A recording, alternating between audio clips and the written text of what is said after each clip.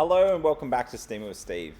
Today we're going to go through how truth tables work. So this carries on with the Boolean operators that we just did and hopefully gives you a bit more sort of understanding of all the different sort of connections between all those zeros and ones that we've been playing with.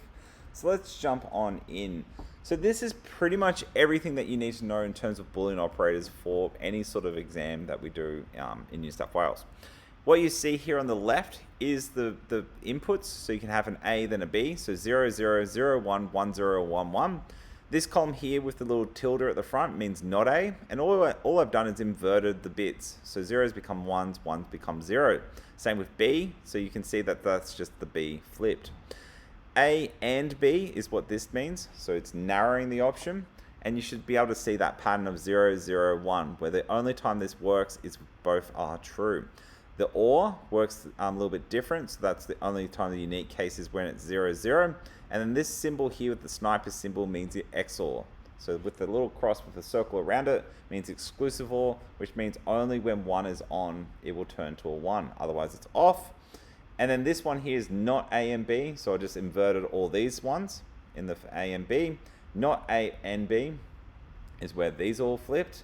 And then not A and not B is when you go through and do the AND of those different ones here. So 1 and 1 is true, this becomes 0, 0, and then 0.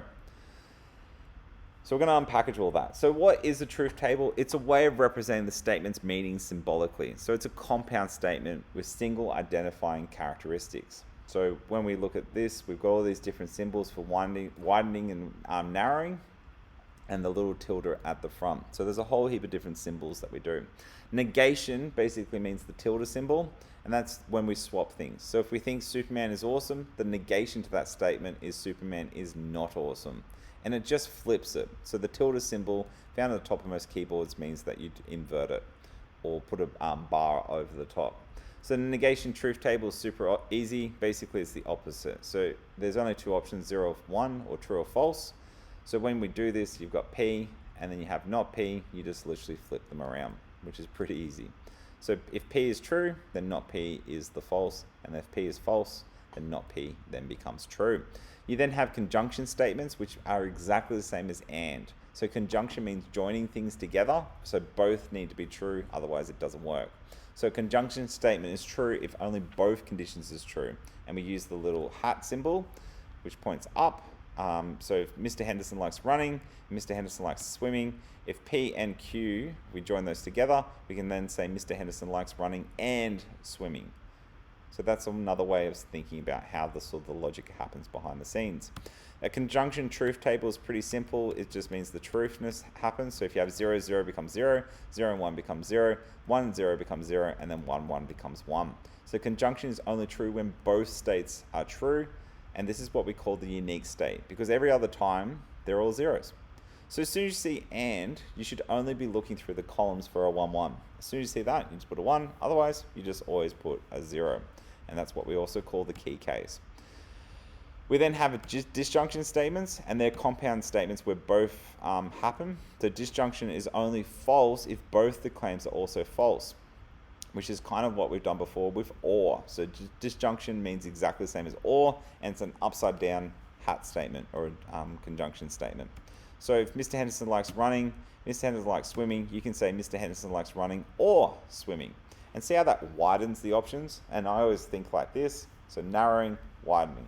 And that hopefully helps. So disjunction truth table, pretty simple. Basically you make P, Q, and then P or Q, 0, 0, 0, 0, 1 becomes 1, 1, 0 becomes 1, and then 1, 1 becomes 1. So since conjunction is false only when both statements are false, that is the key case. So that's the easiest way of thinking it there. So then we have exclusive disjunction statements, which is the XOR statements, and that's only true if one of the claims is true. And we use a little, I call it the sniper symbol. So Mr. Henderson likes swimming, Mr. Henderson likes running. If we do the exclusive disjunction statement, Mr. Henderson likes only running or swimming exclusively. That's the way that we would say that. So for a disjunction statement, there is no unique case this time around, but the easiest way of thinking about it, if there is only one, then it becomes a 1. Otherwise, if it's 0, 0 and it's a 1, 1, it becomes a 0. hopefully that's helped. Cool, so just pause the video, see if you can have a go at building those truth tables. Cool, so the first one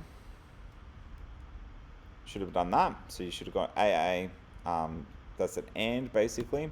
The next one was exclusive OR, so you needed to find not P first, and then go through and use exclusive OR with each one. Then the next one is you found the not of each one, then not M and not F, then WF, WJ, and then not. So have another go, pause the video, see if you can get those ones out. Cool. So the first one should have got that. So you do not D, not R, and then you're doing OR. So you just, if there's any time there's a 1, you just make it a 1. This one was exclusive OR at the end, so if there was 1 and then a 0, then it became a 1. This one was an AND, so as soon as there was the only time it would be true if it was both 1s. And then this one was a 1 again, which would be only true if they were both 1s. Cool.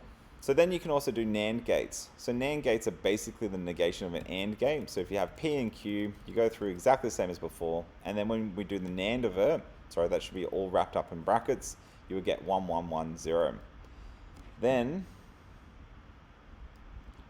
so then we have NOR gates, which works the same. So if you have NOR, basically you just flip them and it becomes 1. So you need to learn all of those basically. They're the ones that are really important. So have a go at trying to do these. These are 2 little challenges. Just pause the video and see how you go.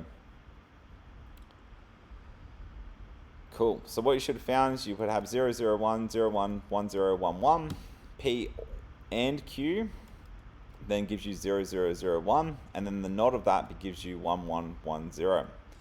If we do exactly the same down the bottom here, we flip the not P, so it becomes 1, 1, 0, 1, 0, sorry, 1, 1, 0, 0, not Q becomes 1, 0, 1, 0. Then we do the OR of those, we actually get exactly the same thing. So not of P and Q, all wrapped in brackets, is the exact same as not P or not Q. Now this is one of those really cool little math laws, which was called De Morgan's law. And you don't need to know it for necessary exams, but generally the teachers pop it in there. So if you understand how this works, it does give you a little bit of an edge. Cool. So this is proof of De Morgan's law. So the way De Morgan's law works, basically if you do the not of AND with the 2 elements all wrapped together, it's the same as the OR of each individual thing knotted, basically, which is kind of cool. So the truth statements, so that you've seen them, is the not of A or B is equivalent to the not A and not B. So alternatively, you can also say the A NAND B is logically equivalent to the not of or not of B. So you need to pretty much learn all those, and that should hopefully help with that pattern. So just pause the video, have a go at that one. Cool, so what you should have got, 0, 1, 0, 1, 1, 0, 1, 1, and then not Q, you just flip them. P and not Q, so you need to lower your, see how that's made more zeros as it's gone through and filtered it. And then when we did that one, we got 0, 1, 1, 1. Then for the last one, which is pretty hard, you have not P or Q, so you got 1, 1, 0, 0. Not P or Q gives you 1, 1, 0, 0, 0, 1, and then the last one, when you do the exclusive OR, all you need to do is focus on this one and then do the exclusive OR with Q. So then we're looking for any time there's only a 1, which is the top one. Now if you look at these 2 expressions, you should be able to look at them and go, actually I could simplify that down, which is what good Boolean mathematicians will do. So basically there's a funny little video there about the rambler. Basically some people will keep rambling and talk about stuff. There's always a simpler way of explaining complex Boolean expressions. So if we had this expression here, what's a more simpler way of describing that? If we looked at it, that is exactly the same as the not of P exclusive OR with Q. Now instead of having to do 1, 2, 3, 4 operations, you only have to do 2, and it does exactly the same thing. And that's what we call when we're looking at circuits, we're trying to make it more simpler, so then it's easier to explain. This is the last one. Have a go. Pause the video. This actually has 3 inputs. So you need to count all the way up to 7 this time. Cool. So what you should have done, gone 0, 0, 1, all the way up to 1, 1, 1, 1, which is just counting, and then just go through the table. So not R becomes 1, 0, 1, 0, 1, 0, 1, 0, 1. P and R, so you go through those 2 columns here, so P and R. So when we're looking at these, we're looking to see if they've got a 1. So the first one doesn't. Nope, nope, nope, nope. Yup, nope, yup. Then Q and not R, so you go down through those columns. So this is OR, so anytime there's just a 1, it becomes on. So yes, no, yes, yes, yes, yes, no, yes, and yes. Then we do P or not R, so P or not R. So yes, no, yes, no, yes, no, yes, yes, and then yes. And then the last one, you just go through those 2 columns on the end. So P and R, which is, sorry, the 2 inequals ones, and then Q or not R. And see how this progresses. So we're just looking for if there is both ones. So no, no, no, no, no, no, no, no, and then yes. Now, hopefully you've picked up that a more simpler way of expressing that last column is P and Q and R. That's the only time that whole thing gets turned to an on state. So make sure you learn all of those. Hopefully that's giving you some insight. Play around with the worksheet. There's heaps in that you practice. These are all throughout nested style exams. The more you practice them, the easier they become. But they're pretty cookie cutter. So hopefully that's giving you some insight. If you do enjoy the video, please give us a like and subscribe, as it does help with the YouTube algorithm. And leave some comments down below if you do have any questions. Cool. So thanks again. See you next time on Steaming with Steve. Adios.